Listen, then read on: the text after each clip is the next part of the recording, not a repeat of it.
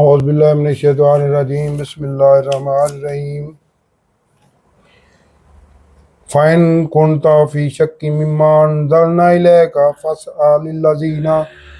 يَقْرَؤُونَ الْكِتَابَ مِن قَبْلِكَ لَقَدْ جَاءَكَ الْحَقُّ مِن رَّبِّكَ فَلَا تَكُونَنَّ مِنَ الْمُمْتَرِينَ وَلَا تَكُونَنَّ مِنَ الَّذِينَ كَذَّبُوا بِآيَاتِ اللَّهِ فَتَكُونَ مِنَ الْخَاسِرِينَ إِنَّ الَّذِينَ حَقَّتْ عَلَيْهِمْ كَلِمَاتُ رَبِّكَ لَا يُؤْمِنُونَ۔ صدق اللہ العظیم۔ آج ہم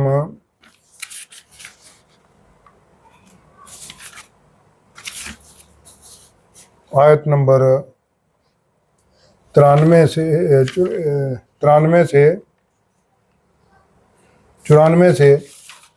109 تک کا مطالعہ کریں گے، اور اسی کے ساتھ سورہ یونس کا مطالعہ بھی اختتام کو پہنچ جائے گا۔ یہ جو معزز سامعین و ناظرین، یہ جو ابتدا میں تلاوت کی گئی اسی حصے کی ابتدائی آیات تھیں۔ اب ان آیات یعنی 93 سے 109 تک کا ترجمہ اور تفسیر اور نور۔ بے شک آپ صلی اللہ علیہ وسلم کا رب قیامت کے دن ان کے مابین فیصلہ کرے گا جن میں وہ اختلاف کر رہے ہیں۔ پھر اگر آپ صلی اللہ علیہ وسلم یعنی ان لوگوں کو، کفار کو، تم کو کوئی شک ہے اس میں جو ہم نے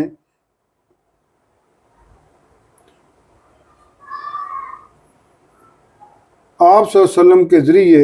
ان پر اتارا ہے تو ان سے پوچھ لیں،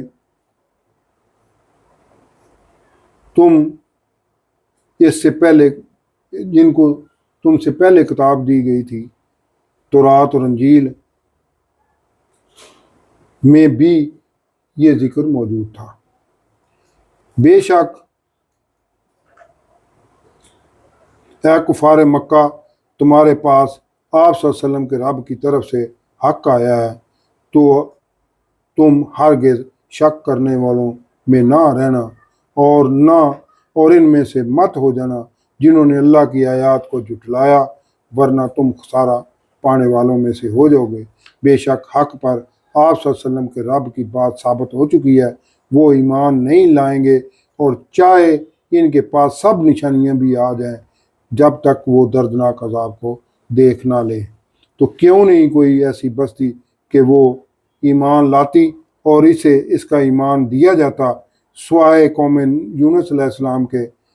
کہ جب وہ ایمان لے آئے تو عذاب کے اثار نمودار ہونے کے بعد ہم نے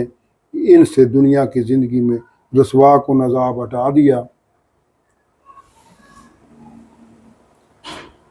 اور ایک وقت تک انہیں برتنے دیا۔ اور اگر تمہارا رب چاہتا زمین میں جتنے ہیں سب کے سب ایمان لے آتے، تو کیا آپ صلی اللہ علیہ وسلم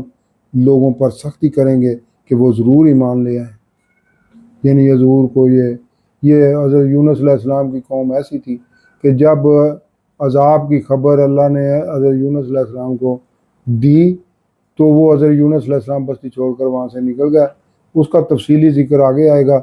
تو یہ بعد میں انہیں یونس علیہ السلام کی قوم کو احساس ہوا کہ ہم غلطی پر ہیں، گمراہی سے باز آ گئے، اللہ کی طرف رجوع کیا، اور ان کا عذاب اللہ نے توبہ کی وجہ سے توبہ و مغفرت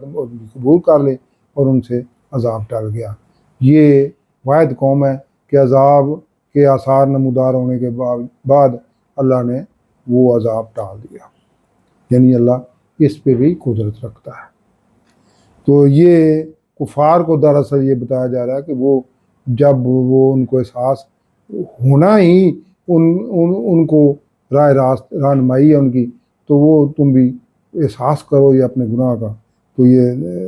جو ہے نا اس سے باز آ جاؤ گمراہی سے، تاکہ تم سے عذاب ٹال دیا جائے۔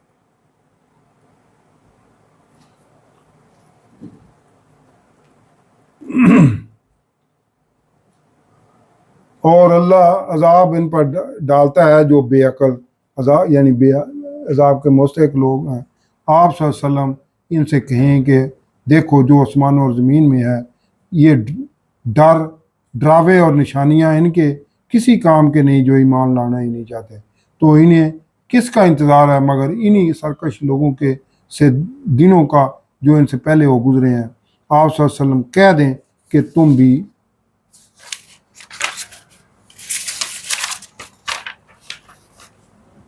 انتظار کرو اور میں بھی تمہارے ساتھ منتظر ہوں، پھر ہم نجات دیتے رہے ہیں اپنے رسولوں کو اور ایمان والوں کو، اسی طرح ہمارے اوپر ان کا حق ہے کہ ہم ایمان والوں کو نجات دیں، یعنی یہ اہل ایمان ہی نجات کے مستحق ہیں۔ اور آپ صلی اللہ علیہ وسلم فرما دیں کہ اے لوگو، اگر تمہیں میرے دین کے بارے میں کوئی شک ہے تو سن لو، میں ہرگز ان کو نہ پوجوں گا جن کو تم اللہ کے علاوہ پوجتے ہو، بلکہ میں اس اللہ کو پوجتا ہوں جو تمہیں مارے گا، اور مجھے حکم ہوا ہے کہ میں ایمان والوں میں سے ہی رہوں۔ اور یہ ہے کہ آپ صلی اللہ علیہ وسلم اپنا رخ سیدھا رکھیں دین کی طرف، سب سے الگ ہو کر، اور ہرگز شرک کرنے والوں میں نہ ہونا۔ یعنی یہ حضور صلی اللہ علیہ وسلم دو ٹوک انداز میں کر رہے ہیں کہ یہ جو میں راہ حق کی تبلیغ کر رہا ہوں اس سے کبھی باز نہیں آؤں گا، اور یہی میرا منصب ہے، منصب رسالت ہے، اور یہ میں ادا کرتا رہوں گا، اور میرا سیدھا رخ جو ہے اللہ رب العزت کی طرف ہے، مجھے اس کی پہچان کرا دی گئی ہے۔ تم بھی باز آ جاؤ، تم بھی واپس آ جاؤ، اور اللہ کے سوا ہرگز کسی کو نہ پکاریں جو نہ نفع پہنچا سکتا اور نہ ہی نقصان پہنچا سکتا ہو۔ یعنی یہ آپ لوگوں کے لیے بھی یہی مشعل راہ ہے کہ یہ اللہ کو پہچان لیں، اور وہی سب کا مددگار ہے ہر حالت میں۔ اگر آپ صلی اللہ علیہ وسلم نے ایسا کیا تو پھر آپ صلی اللہ علیہ وسلم بھی ظالموں میں سے ہو جائیں گے۔ یعنی یہ کفار کو بتایا جا رہا ہے کہ یہ نبی اپنے اوپر ظلم کرنے والے نہیں ہوتے، ان کا جو منصب اللہ تعالیٰ کی طرف سے منصب عطا کیا جاتا ہے وہی ادا کرتے ہیں، یہ ظالم لوگ نہیں ہوتے، اور تم گمراہی جو پڑے ہو تم ہی ظالم ہو۔ یعنی کسی صورت میں اللہ فرما رہا ہے کہ شرک قابل قبول نہیں ہے۔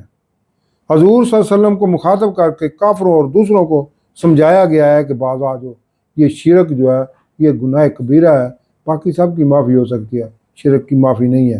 اور اگر آپ صلی اللہ علیہ وسلم کو اللہ کوئی تکلیف پہنچائے تو اس کو سوائے اللہ کے کوئی ٹالنے والا نہیں ہے، اور اگر وہ اللہ آپ صلی اللہ علیہ وسلم کے ساتھ بھلائی کرے تو اس کے فضل کو رد کرنے والا کوئی نہیں ہے۔ یعنی یہ شروع میں ہے لوگوں کا کرا گیا نا، تو دراصل یہ اجتماعی طور پر یہ خطاب ہے، ٹھیک ہے،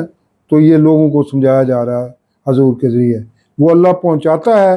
اس فضل کو اپنے بندوں میں سے جسے چاہے، اور وہی بخشنے والا نہایت رحم کرنے والا ہے۔ آپ صلی اللہ علیہ وسلم کہہ دیں کہ اے لوگو، تمہارے پاس تمہارے رب کی طرف سے حق آ چکا ہے، یعنی حضور نبی کریم رؤوف الرحیم کی ذات اور قرآن، یہ حق آیا ہے،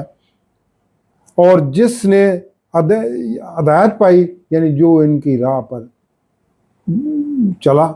جس نے حضور نبی کریم رؤوف الرحیم کی پیروی کی، ان کی سیرت کو اپنایا، ان کی توحید کو اپنایا، ان کی تبلیغ کو اپنایا، وہ اپنے بڑے کو ہی ہدایت پائی، یعنی وہ اپنے اس کا ہی فائدہ ہے۔ اور جو گمراہ ہو گیا، اور یعنی جس نے حضور نبی کریم رؤوف الرحیم کی پہچان نہ کی، ان کی حق بات کو نہ مانا، وہ اپنے ہی برے کے لیے گمراہ ہوا، اور میں تمہارا برے بڑے کا ذمہ دار نہیں۔ یہ ذمہ داری اللہ تعالیٰ حضور سے لے رہا ہے کہ ان کو سمجھا دیں، لیکن آپ سے یہ نہیں پوچھا جائے گا کہ یہ مسلمان کیوں نہیں ہوا، انہوں نے ایمان قبول کیوں نہیں کیا، یہ ان کا خمیازہ ایک خود ہی بھگتیں گے۔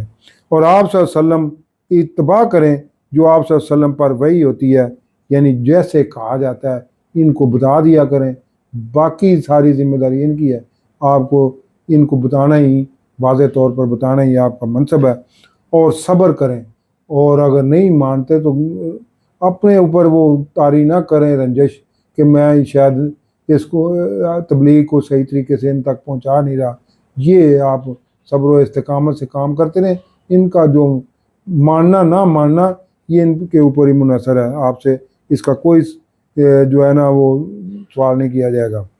یہاں تک کہ اللہ اپنا فیصلہ فرمائے گا اور وہ سب سے بہتر فیصلہ فرمانے والا ہے۔ صدق اللہ العظیم۔